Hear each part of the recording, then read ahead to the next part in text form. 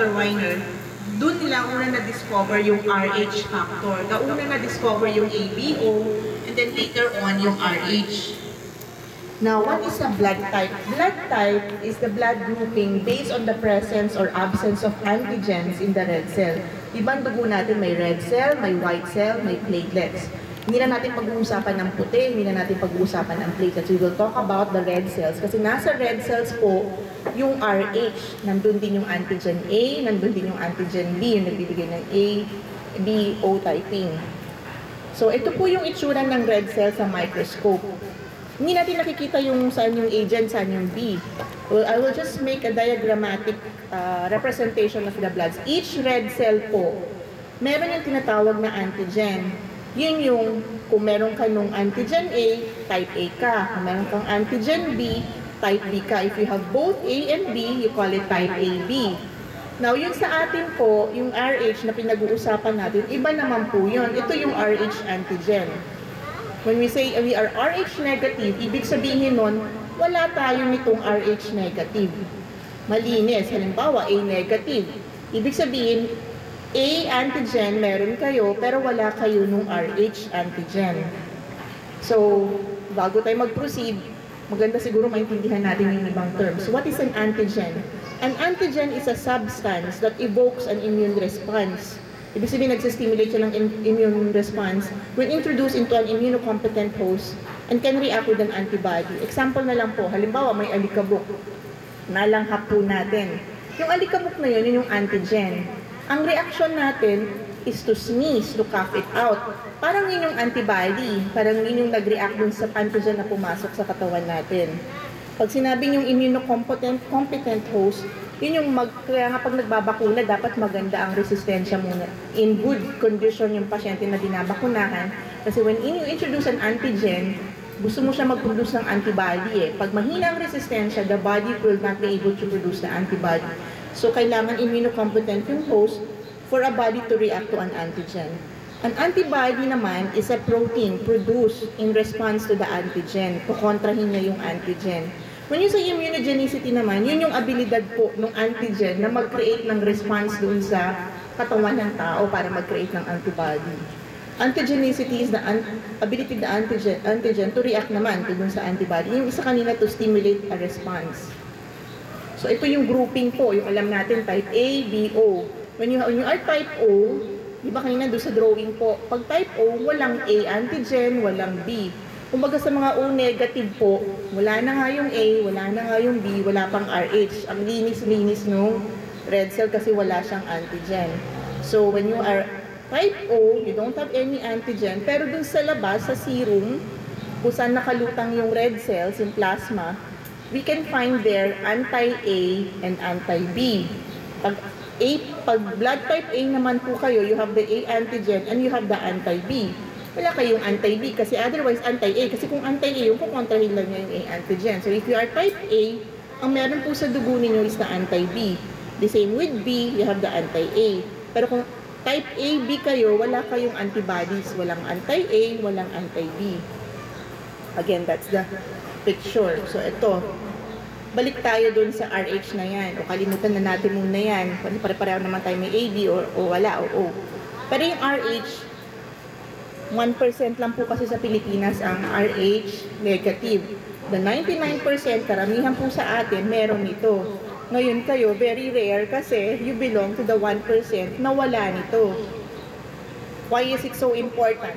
It is the second most important blood group. Pangalawa dun sa ABO.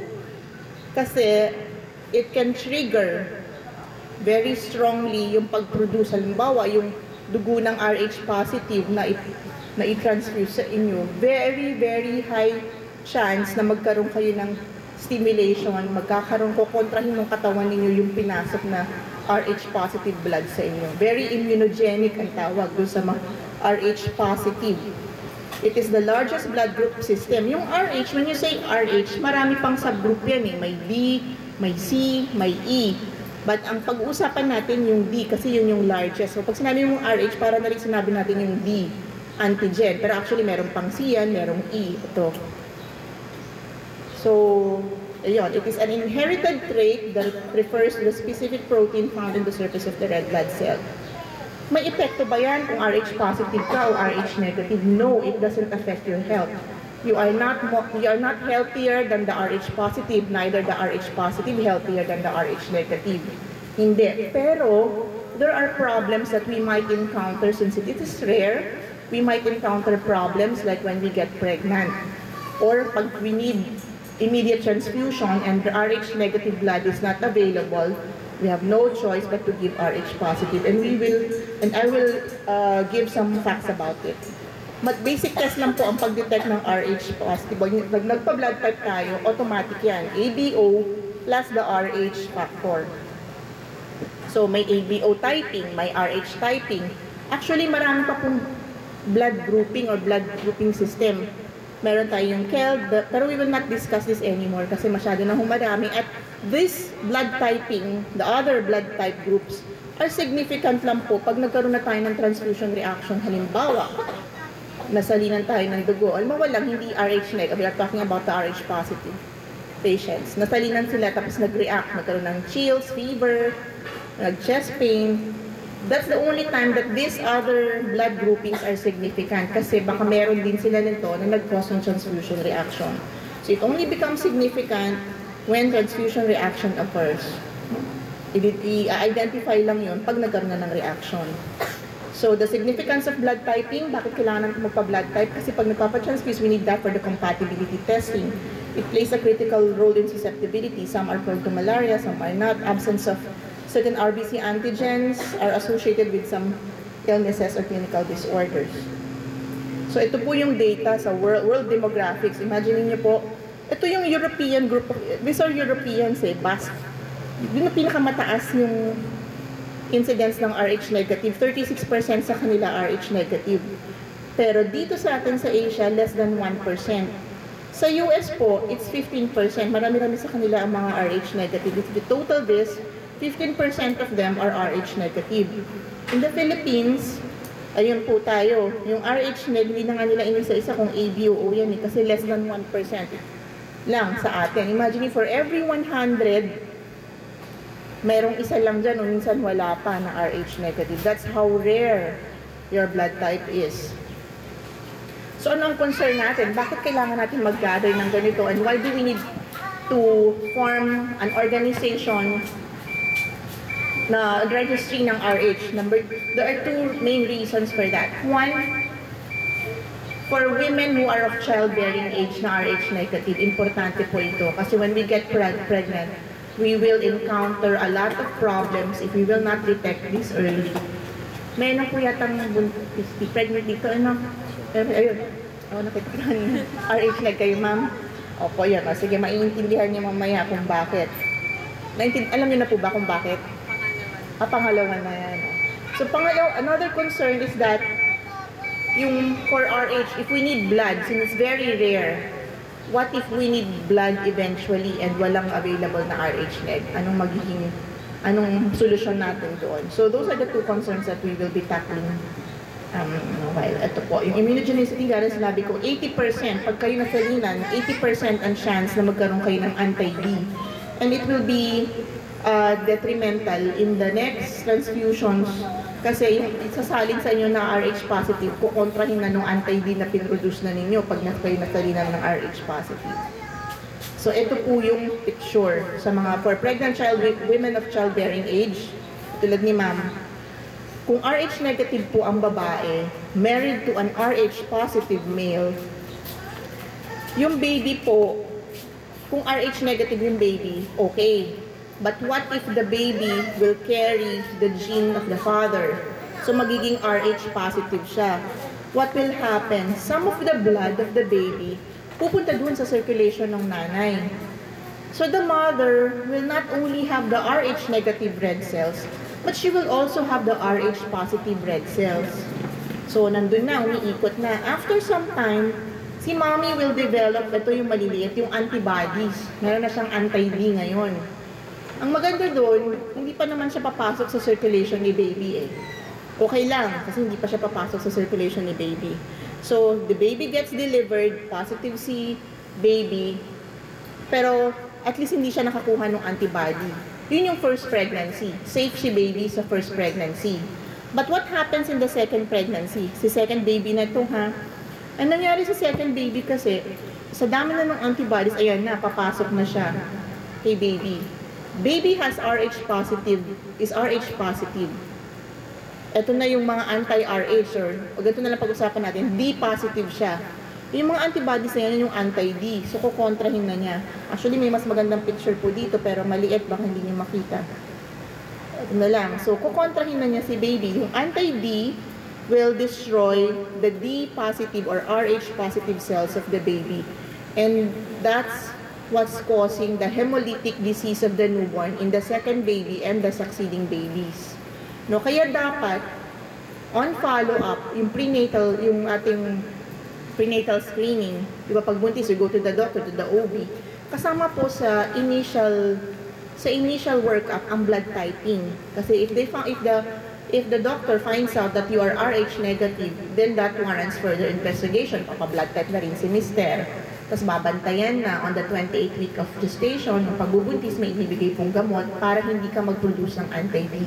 Sa first pregnancy yon. Kasi kung nakalusot na si first pregnancy, sa second pregnancy lang siya na-detect, it will be very catastrophic. Magiging problematic yung ating second pregnancy. So, this is another picture. Ito si first baby. Ayun, nag-deliver na, lumabas na si head. First pregnancy, wala nangyari. But the second pregnancy, yun, marami na yung antibodies na na-produce, papasok na kay baby. Yun yung hemolytic disease of the newborn.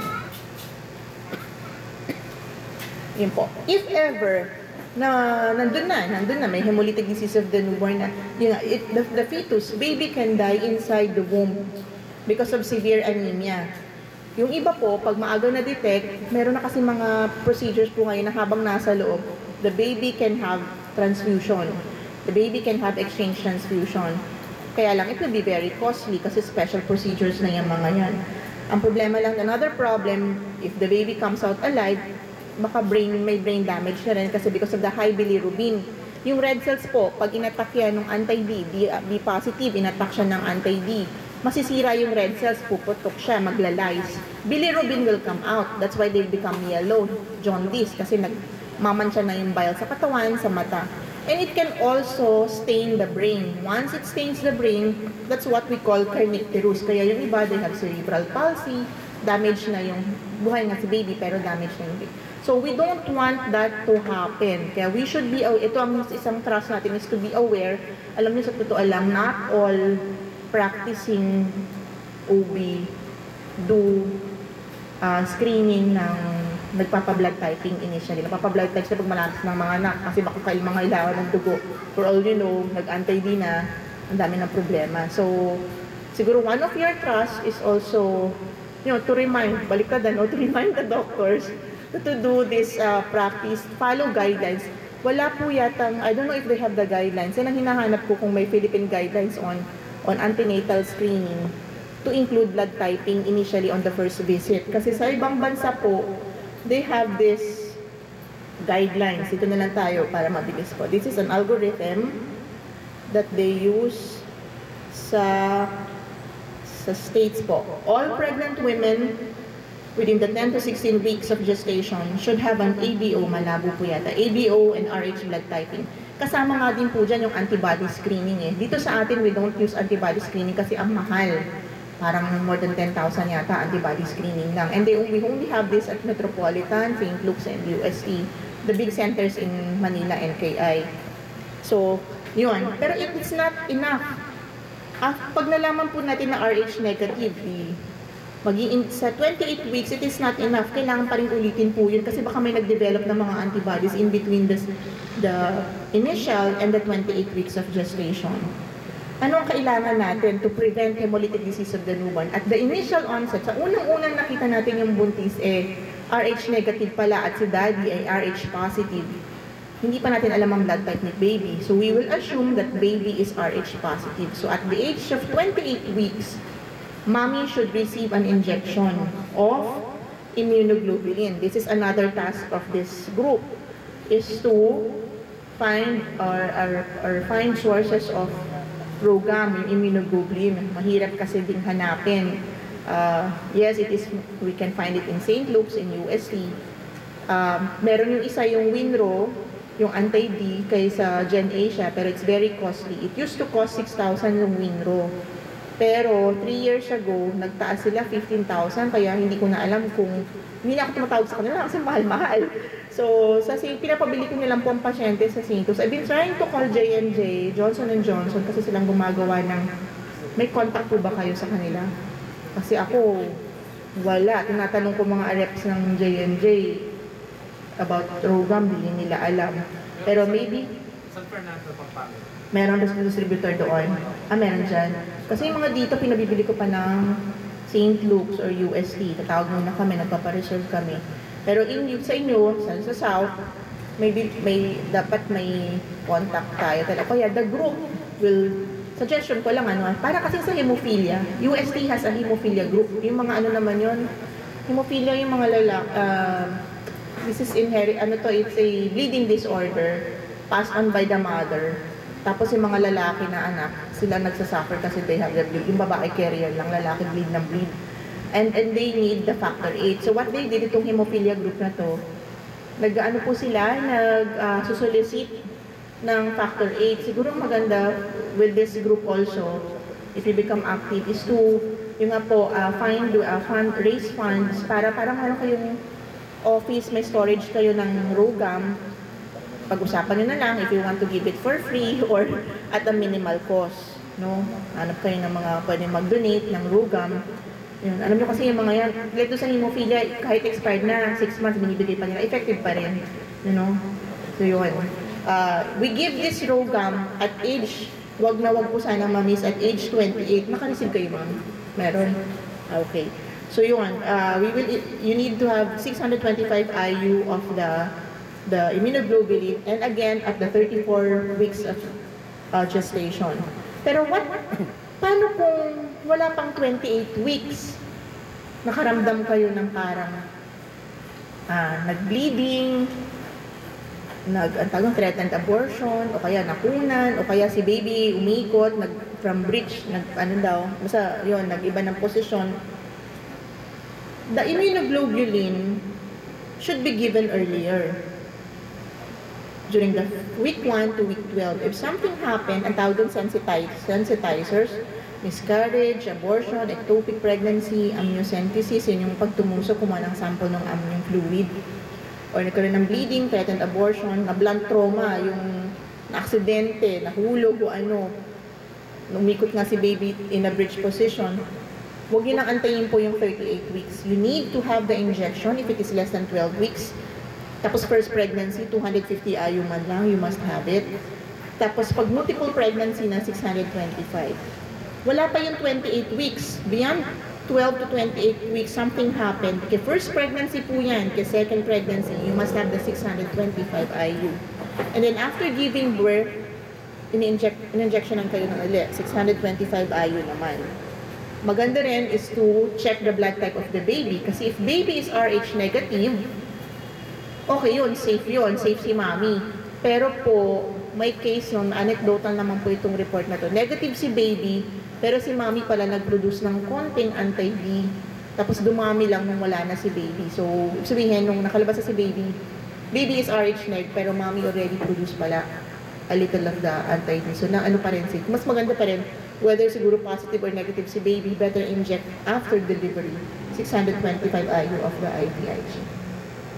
So, yun yung sa buntis, yun yung recommendation. So, tapos na po yung sa pregnancy, yung hemolytic disease of the newborn.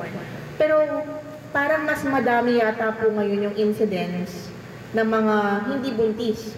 Kasi ang dami ng problema ngayon, nandiyan na yung mga nangangailangan ng transfusion, like yung mga chronic illness, yung mga nagki-chemotherapy, di ba? Kasi madami kasi incidence ng cancer. So, yung mga Rh negative patients who need blood transfusion, this is something more something to be attended probably kasi ito established na yung sa buntis, we know na what to do. But what about for Rh negative patients who need blood and it's not available Rh positive? Pwede po, but we will be needing a lot of IVIG kasi for every transfusion of blood, for every ml of red blood cell, you need 20 microgram of the IVIG. Imagine niyo po ang isang blood na PAC-RBC, say 300cc.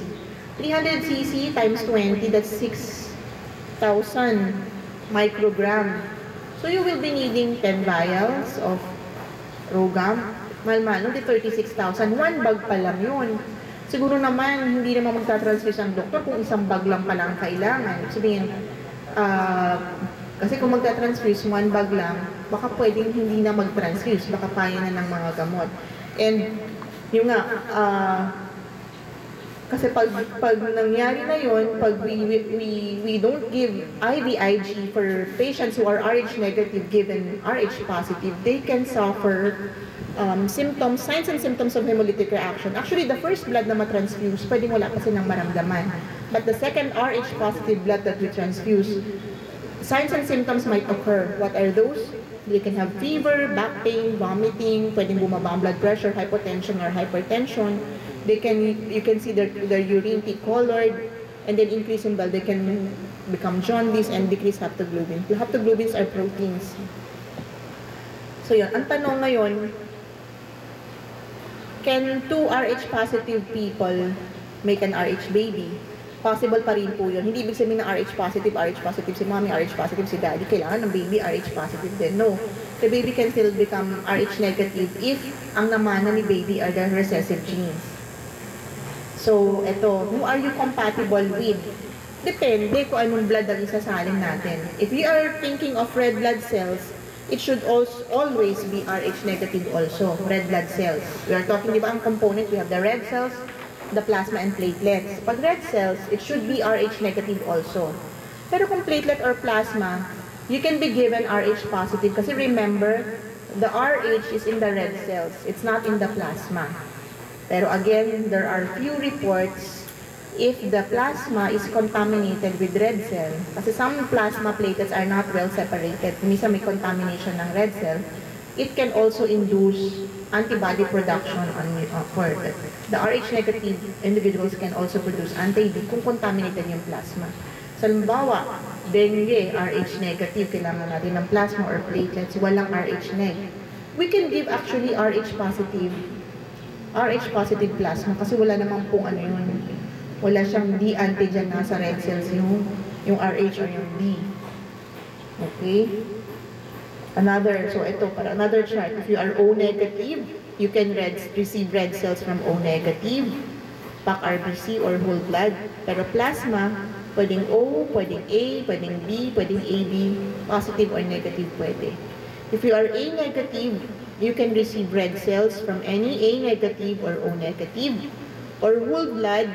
Whole blood kasi nandun din po pinaghalong red cells yan tsaka plasma eh. Sa A negative lang. Pero plasma, you can have it from A or AB, positive or negative, pwede po.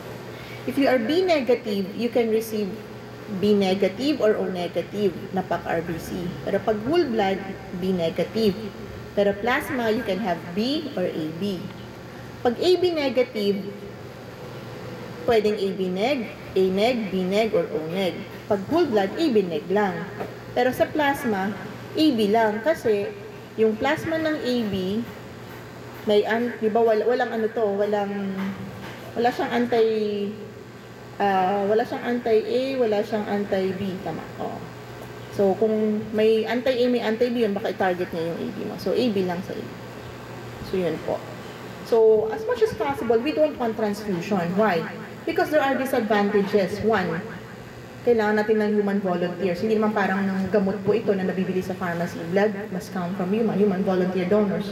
Number two, there is an increasing difficulty to recruit and retain donors. Ayan, alam ni Ma'am Menka yan. Because of the number of, sa dami ng mga sakit po ngayon, marami po ang nadi-differ. No? Lumiliit yung, kumbaga kung dati ang dami-daming pwedeng donors, ngayon lumiliit na lang po yung population. And we are having a hard time recruiting and retaining donors. Yung dating pwedeng mag-donate, ngayon hindi na pwede kasi nagkasakit na. Storage, yung transport, yung maigsing shelf life ng dugo, yan yung mga possible bloodborne infectious agents, yung pagkakamali sa pag-administer kahit sabihin nyo na check. At saka yung may mga religious objections like yung Jehovah's Witnesses. May Jehovah po ba dito? Meron, wala. So, Yun. So, yun ang disadvantages of blood transfusion. Actually, we, hematologists po, as much as possible, we don't want blood transfusion. We are following guidelines po. Ito po din po, this is for the doctors, and most of the doctors also do not follow. Meron po, in hospitals po, we have this committee on blood transfusion, and we will, ang role po ng committee na yan is to police the doctors para hindi sila salin ng dugo na hindi naman po kailangan. We follow the guidelines based from the American Association of Blood Bank, the Philippine Society of Hematology and Blood Transfusion, and this is being used by PGH, UST St. Luke's, most of the teaching hospitals in Manila. When you say teaching, yun yung mga training, so kailangan ipakita nyo kasi sa kanila yung tama. Kaya yung mga teaching hospitals na yan, they follow the guidelines. And this, ito lang po, parang binrief ko lang, mahaba po yan. Pero in short, as much as possible, we do not transfuse pag hemoglobin is more than 7. We only transfuse if it is less than 7. Papa-CBC po ba kayo? Alam niyo po ba ang mga hemoglobin niyo? Opo. Ang normal po kasi is 12. No? Sa buntis 11, pwede na po. Pero yung mga pasyente po, like yung mga sira na ang kidney, nagda-dialysis, we don't transfuse as much as possible. Yung mga chronically na anemic, mga thalassemia, yung lahi ng mababang hemoglobin. We do not transfuse as long as the hemoglobin is above 7. Pero in practice, sa totoo lang po, in hospitals, mga surgeons, mga operating, mga nag-oopera, ayaw nila mag-opera ng below 10 ng hemoglobin. Sa guidelines, pwede naman po.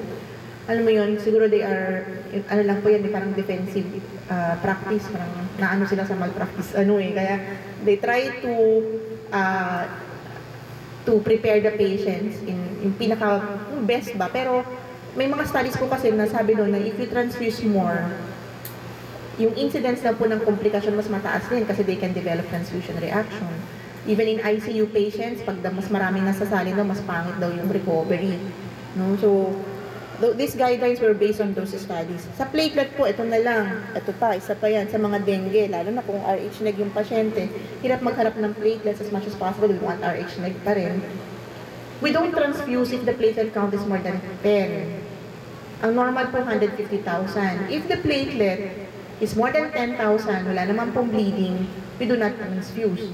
But if it is below 10,000, kaya may bleeding po kaya wala, we transfuse. Nasa guidelines po yan. But again, in practice, in reality, most doctors do not apply these guidelines. For plasma po, yun yung pag-prolong yung pro time and PTT, yun yung clotting time. Pag more than 1.1, normal po 40 seconds. Sa kanila 80 seconds. That's an indication to transfuse plasma. Ito yung mga causes of anemia that might require transfusion. Trauma, chemotherapy, pregnancy, malignancy, thalassemia, iron deficiency. So as much as possible, for us RH negative, para hindi po tayo nasasalinan, we will not encounter problems on transfusion, dahil ang hirap na. If we will undergo surgery, pre-op pa lang, dapat ma-prepare po ng maayos so we will not need transfusion. And how do we prepare? We give IV iron preparations, we give hematinics like folic acid and B12. Ipoetin is a medicine po. We all have ipoetin in our body. It's a hormone na nagsistimulate po ng ating bulalo para gumawa ng dugo. Yan yung ipoetin. Yan yung ini-inject ng mga nagda-dialysis para hindi sila saling ng dugo. You can, pag halimbawa for surgery tayo, anemic tayo, RH neg, mahirap ng dugo, we can give ourselves ipoetin. The doctor can give you ipoetin to help you stimulate your bone marrow to produce red cells para ma-achieve yung operahan kayo next month. Ang hemoglobin nyo ngayon is 8. The RH neg kayo. The doctor can give you prescription of that para mag-inject kayo once a week, twice a week, 3 times a week. Para 2 weeks, 3 weeks from now, okay na yung hemoglobin nyo kasi natulungan na ng hormone na yun. Yung bone marrow nyo to produce blood. If you are taking mga antiplatelets, mga pampalabnaw ng dugo, no, it's an anti-clot. Kung hindi alam ng surgeons, ng doctors na naka-antiplatelets kayo, pagdating ng operasyon, duduguin kayo and you will have massive blood loss. So before surgery, they should practice 7 days discontinuation of medicines like your aspirin, yung silostazole, tapos yung mga pag-inom po, medicines, review your medications. Hindi naman ako pinapasa, hindi naman ako duguin, pero ba't nung inoperahan ako, dinugo ako? It's because probably in one of your herbal medicines, marami po ngayon, di ba, yung mga binibigay na mga commercial, yung mga, ano ba yan, mga green barley ba, o mga kung ano-anong Tignan niyo po, check the label. If it contains these herbal medicines like ginkgo, ginseng, grapeseed, di ba marami yan yung mga galing sa Amerika, pinapadala sa atin kung ano-ano, St. John's wort, milk thistle, mga ganyan. If it contains those kinds of herbal medicines, actually there's a long list of that po. You can have bleeding during surgery. A simple dental extraction can give you bleeding with aspirin and this herbal medicines. Vitamin C and vitamin E are included. So better take it out before any surgery. So, allogeneic transfusion, ibig sabihin yung alo, yung blood galing sa ibang tao. Ano po yung alternative if we don't have available RH neg? One is autologous blood transfusion. Pwede po yan. For example, ang surgery natin next month pa. Ang hemoglobin natin normal naman, 13. Pero yung surgery na gagawin sa atin next month, medyo madugo. Anong gagawin natin? You can request the doctor, Doc, baka pwede akong autologous transfusion kasi RH neg ako. Baka wala akong mahanap ng donor. The doctor can give you lots of iron preparation. Tapos 2 weeks from that, check yung CBC niyo. Yung 13 niyo, kung naging 16, 15, magdodonate ka ng dugo ngayon. Tapos to store yun for your use. Galing sa'yo, tapos during surgery, yun ang isasalin sa'yo. You call that autologous blood transfusion. Another is operative hemostasis. Ibig sabihin yan, depende yan sa center. Big centers, yung mga high-tech po, they have this scalpel, we call it harmonic, na pag hiniwa pong ganun, sinusunog na niya agad yung mga paligid. Kumbaga parang hindi nag-bleed. Parang cautery din, pero very, actually walang bleeding ito. Walang blood loss, yung harmonic scalpel ang tawag nila. No, another one is cautery. Tapos red cell salvage techniques. Yun yung pag inooperahan, parang sinasala niya yung dugo, tapos pinaprocess ulit sa babalik ko sa inyo. Meron ganyan sa mga big centers. Ano yung mga nababypass? Ayun, so they have this, we call it cell salvage techniques. Antifibrinolytics, alam niyo yan, yung hemostan. Narinig niyo po ba yung gamot na hemostan? Kasi pag tayo nasugat po, magpo-form ng blood clot. Pero yung katawan natin, kahit may natural mechanism, natutunawin niya uli yung blood clot. So pag natanggal yung blood clot, dudugo na naman ang dudugo yung, maglulus ka na naman ng blood. And that's the role of the hemostan, the tranexamic acid. When you take it, IV or tablet, pag nag-form ng blood clot, tutulungan yung blood clot na huwag matunaw para hindi tayo duguin. Yun ang role po ng hemostan. Topical hemostatic sealants, yung mga surgeons they use is yung fibrin glue na tinatawag. This one naman, recombinant factor 7A. Ito po yung baon ng mga sundalo sa Gulf War. They have this injection na pag daw sila nabaril o natamaan at dugo, i-inject lang nila sa sarili nila and it will form blood clot to stop the bleeding. Mahal po niyan. Parang, hindi ko lang kung 20,000 o 40,000 ng isang syringe po niyan. But the risk is, aside dun sa area na nagbi-bleed, to form siya ng blood clot, the risk there is you can also form blood clots kung saan-saan. Pwede mag-form ng blood clot sa brain, sa puso, that's the risk. Kasi may pasyente po kami dati talagang, call it disseminated intravascular coagulopathy, bleeding kung saan-saan. Ang dami na po nasayang ng dugo, ilalabas lang niya. I offered Novo 7, ito po yun, recombinant factor 7A, pero dahil sa cost, hindi na nila na-afford, ang dami na ng gastos. So ibig sabihin, if you are an RH negative, and you expect a surgery na blood loss na marami, urgent to ano, maybe there should be a standby Novo 7 also. That might help temporize the bleeding. Yun lang, babantayan lang for yung risk po of thrombosis elsewhere. So, ito rin po yung nabanggit ko. May mga support mechanism para hindi masyadong malakas ang blood loss. Yung neuromuscular blockade, yung nire-relax nila yung muscle para hindi masyadong maraming oxygen requirement yun. Dahil oxygen na nagdadala ng red cells eh. So, marami pa po yan, iron supplementation, nabanggit ko na ito. Now, how do we reduce? Ito rin po yung, sabi ko, yung use of erythropoietin. Now, meron po mga ongoing studies ngayon, hopefully sana nga eventually, they are making use, I don't know which country po, but they are using bovine. Bovine is, baka ka ba ang bovine o pig? Pig, bovine is, pig. Pig yata yung bovine. They make use of that na as hemoglobin-based product in transfusing blood.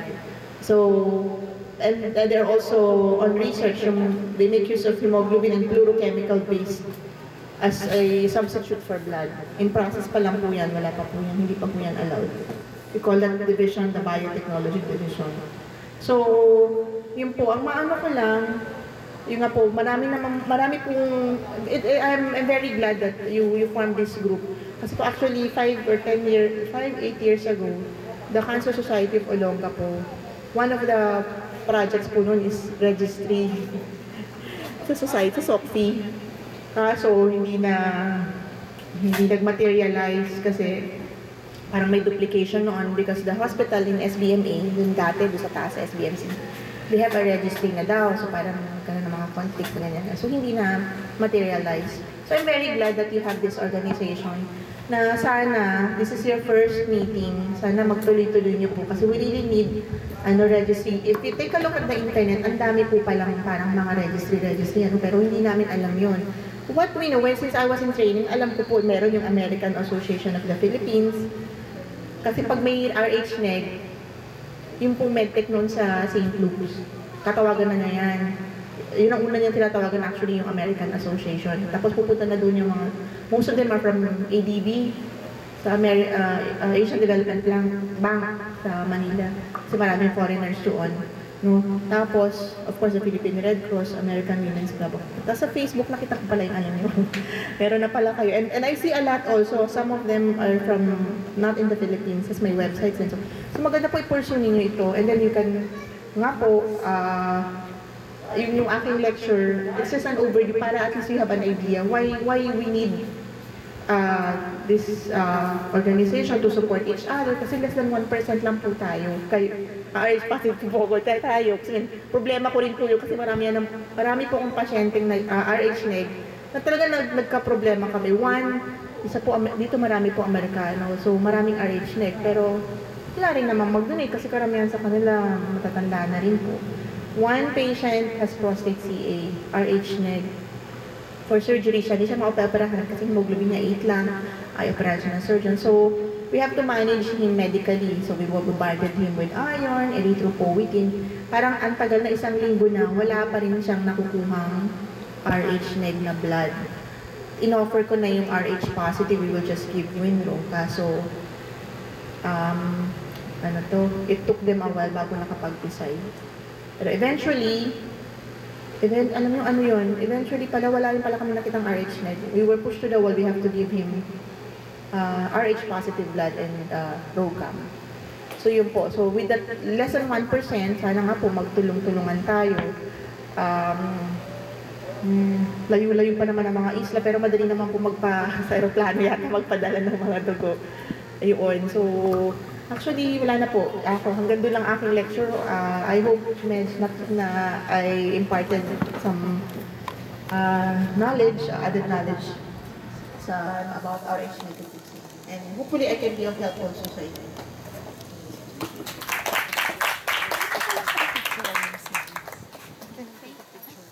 Thank you, Dr. Pascual. Anybody who has questions? Question first. May question kayo. Doktora Pascual po. Ayun. Jeanette Pascual. Jeanette po. Ano po, I'm Dr. Jeanette Pascual po. I'm a Juan Pascual. I'm a hematologist po. Adult hematologist po. Internist hematologist. I practice here in Olonga po, Zambales. Ako na mag-introduce sa sarili. Sorry. Hindi, okay lang. I had my residency po ng internal medicine sa Makati Med. And I had my training in hematology sa St. Luke's po kay Dr. Narciso. Si Dr. Narciso, Carmen Narciso, is the one who introduced pheresis po. I don't know kung yung pheresis dito sa Philippines. She's the first to introduce plasma pheresis. In-establish niya yan sa heart center. Siya ang unang nagpagana ng machine dito sa Pilipinas ng pheresis. Pheresis is yung kakabit ka sa machine, kung kailangan ng platelet, kukunin ng platelet sa'yo, equivalent to 8 to 10 units. Tapos, yes ma'am, ang tanong nila. Is it alright if you can get your contact number? Ay, yes po ma'am. Opo. Opo, Yes ma'am, bigay ko po. Bigay ko na, okay lang po. Actually, nasa reseta ko numero po. 0918-935-6062.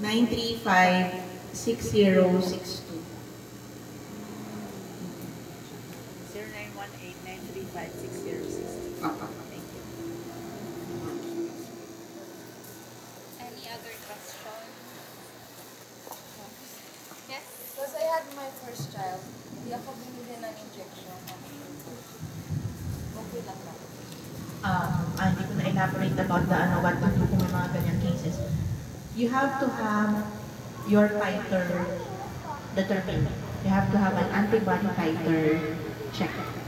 para malaman kung ilan yung titer ng ano, ilan yung anti-D, yung load ng anti-D sa'yo.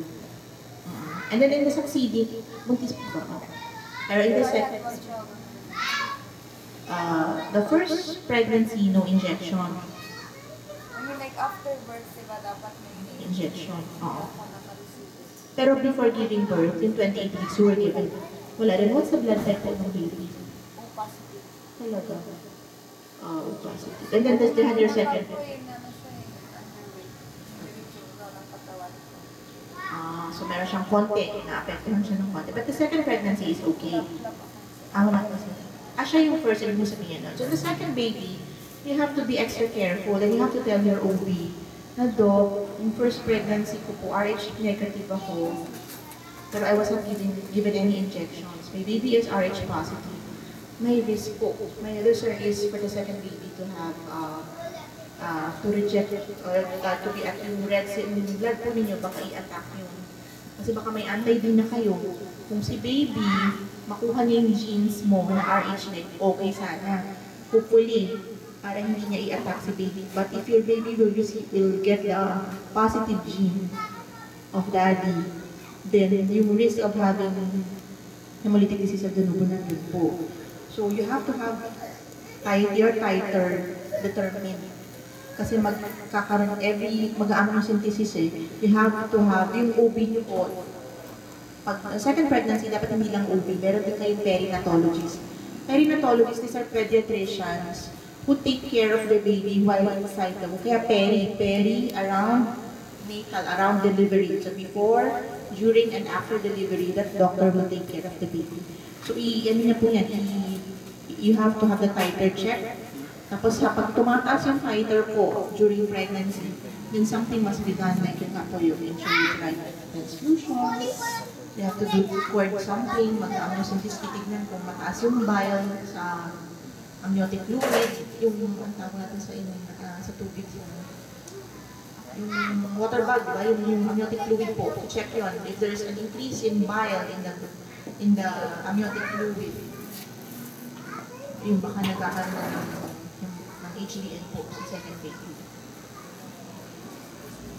Yun nga yung kasi ang problema, it is not routine. Hindi man lang ang tinatanong kung minsan, di ba, anong blood type mo, hindi rin eh. So, kasi nga parang since less than 1%, sometimes they miss it out. Right now, less than 1%, but it is still, at less than 1% po tayo, 1% pa rin tayo. Alam mo yun? Hindi ibig sabihin namin, kasi mamaya na, hindi mo pwedeng gano'n. So the OB should do that. All patients should be blood type on the first pregnancy. Ilan taon na po? And you will have blood. Pag-usapan ko na po na siya.